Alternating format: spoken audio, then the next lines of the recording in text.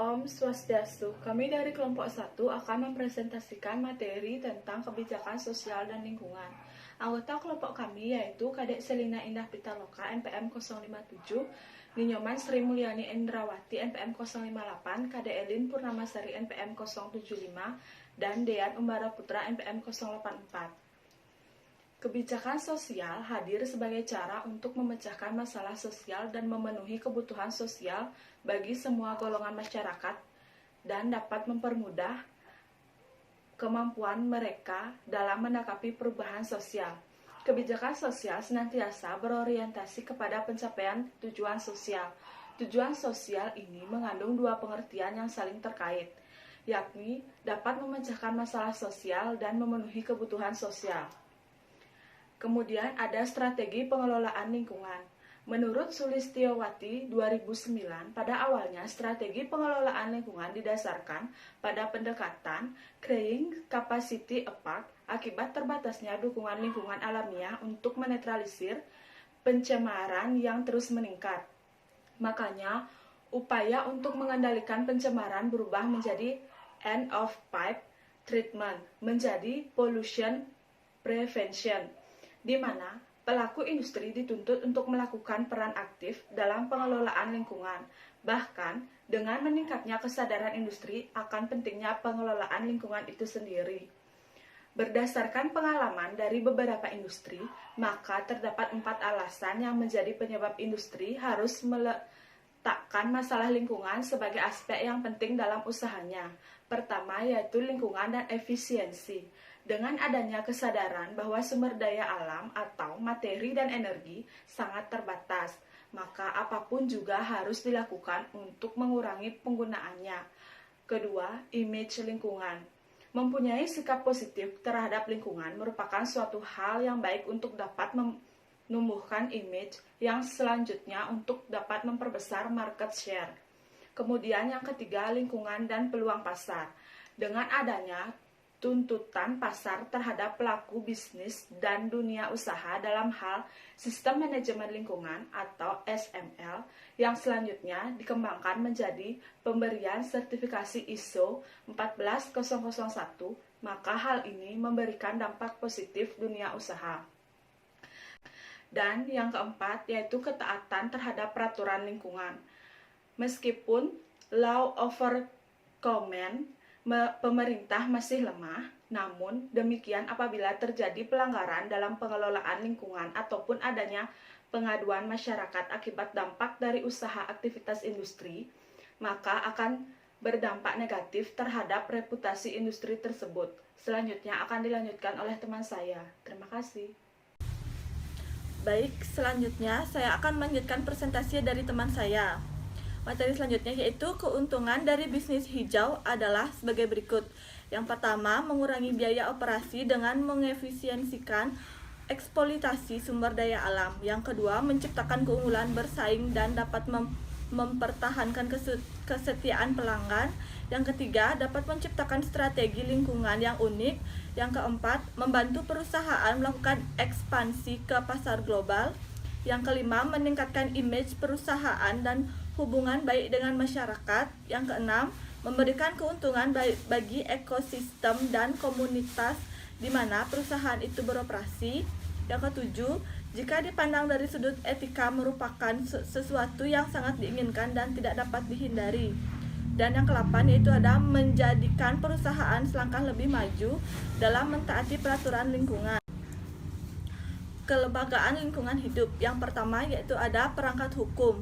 Perangkat hukum yang berhubungan dengan lingkungan hidup mengacu pada UU nomor 23 1997 tentang pengelolaan lingkungan hidup, Kepres nomor 2 2002 tentang pengalihan tugas, fungsi dan kewenangan Bapedal ke Menteri Negara dan Lingkungan Hidup, serta Kepres nomor 4 2002 tentang unit organisasi dan tugas Eselon 1 Menteri Negara Lingkungan Hidup.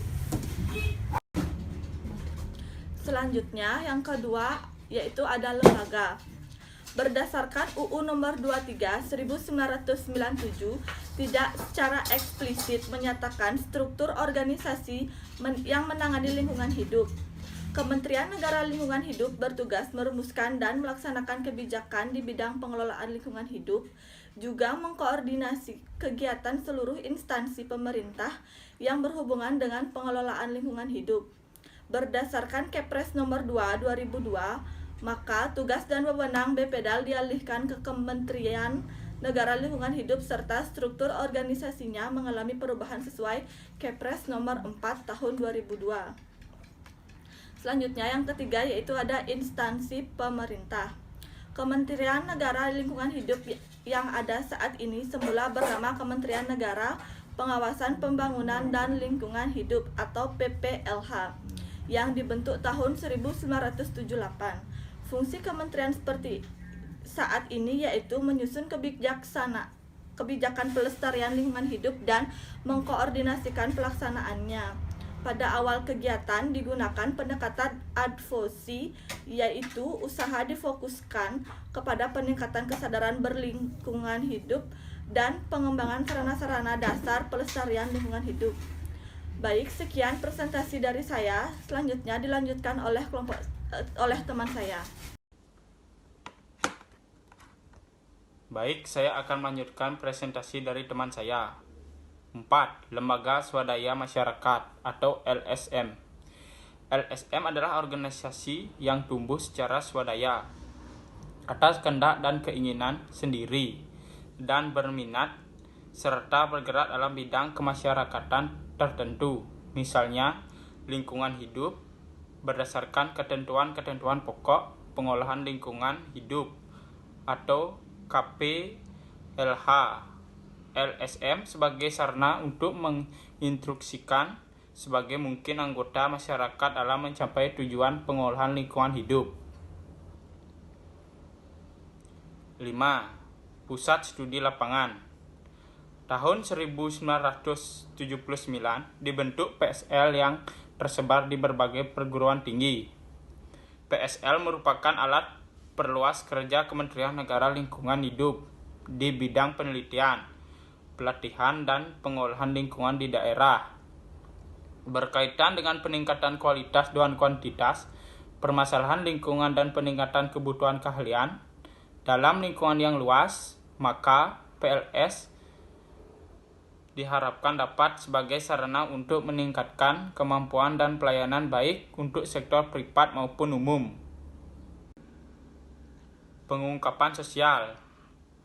Tuntunan sosial pada perusahaan muncul sebagai refleksi pertanggungjawaban dari perusahaan atau social responsibility pada seluruh stakeholder, utama mereka terdiri dari karyawan, pembeli, investor, atau nasabah, pemerintah, masyarakat, kelangsungan lingkungan hidup bagi generasi penerus. Tanggung jawab sosial didefinisikan sebagai the way in which a business behaves towards other group or individual is social environment, customer, business, employees, dan investor.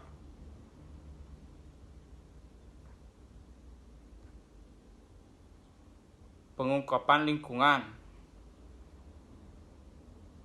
Pengungkapan lingkungan merupakan salah satu sebagai dari tema yang dipertimbangkan dalam akuntansi pertanggungjawaban sosial Glitter Underdown tahun 1991 atau 126.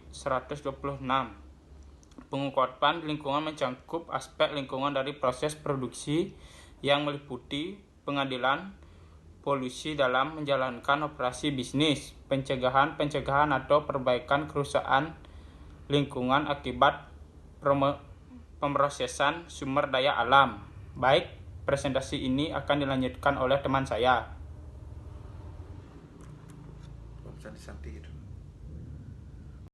Baik, saya akan lanjutkan presentasi dari teman saya.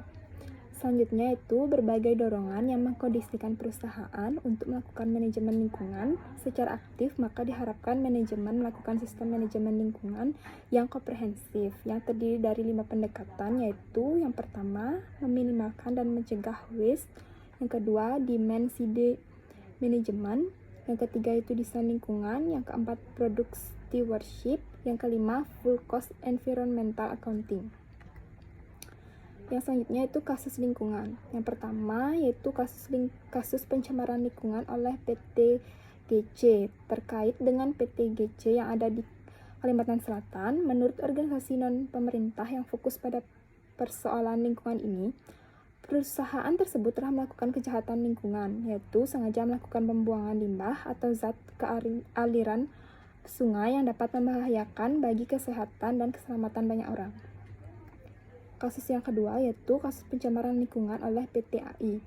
Pada bulan Oktober 2009, pencemaran Sungai Balangan terjadi justru tidak lama setelah Kementerian Lingkungan Hidup atau KLH RI memberikan penghargaan peringkat hijau kepada PT AI dalam program penilaian peringkat kinerja perusahaan dalam pengelolaan lingkungan hidup tahun 2009. Baik, sekian presentasi dari kelompok kami. Apabila ada salah kata kami mohon maaf, dan kami tutup dengan terima kasih.